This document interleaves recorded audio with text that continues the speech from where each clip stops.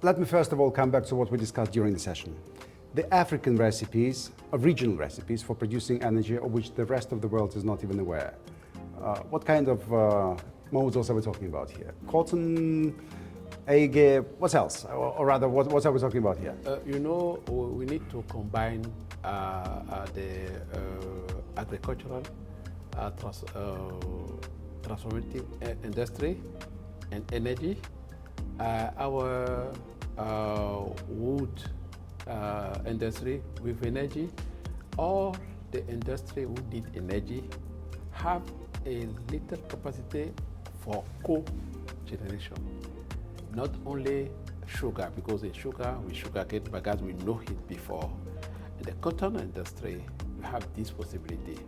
Oil palm, all the oil palm transformative industry use the rest of this palm nut transformation to feed the generator through the system like sugarcane in the cogeneration.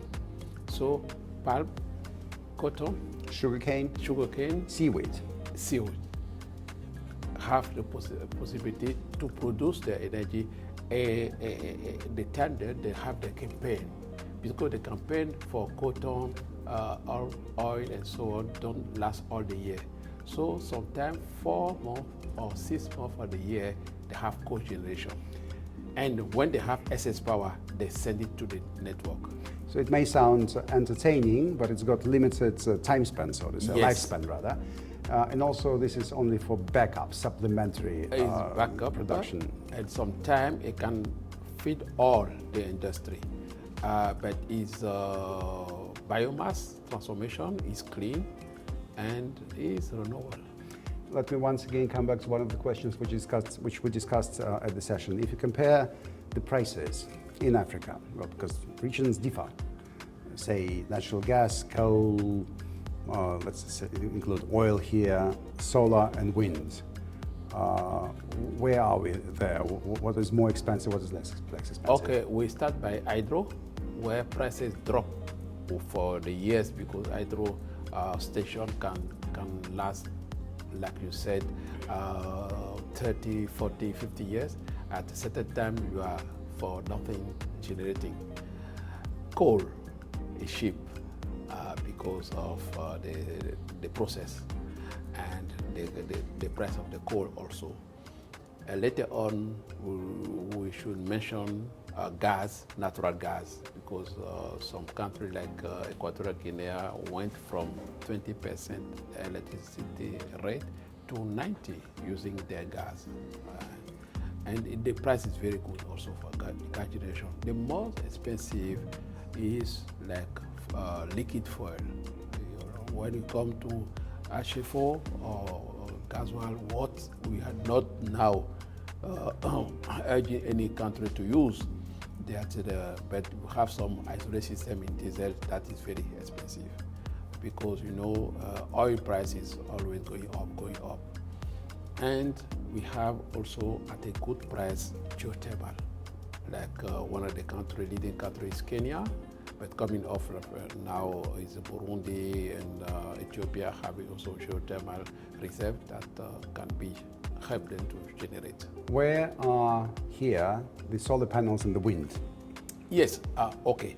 The price of solar panels have dropped. When we talk about photovoltaics, but concentrative solar panel, you say that it's very... Because of the development of the technology, it's better and better and better. Yes. Yet it is still more expensive than the rest what you mentioned. Concentrated panel is very expensive, but you can reach a large capacity with this. For the photovoltaics, the price have dropped, and in the desert, like Egypt desert, with larger. The larger the better. The larger the better. The isolate solar home system, that is a small system that the price is fixed, is not moving too much. But when it talk to solar connected to the grid, another thing. Yeah. You have to have the network, you have to have the system of transformation to send to the grid. There the price can go up because of the transformer side. Well, I'm looking forward to African people applying for Global Energy Prize with both their original technologies, which we've mentioned, sugarcane, Yes, seaweed, you name original. it, and new applications, or rather new ways to apply the existing technologies so that electricity is readily available for millions of people in Africa. Having said all that, and underlining that the African population deserves the same quality of ecology and cleanness and environmental protection as people in the north,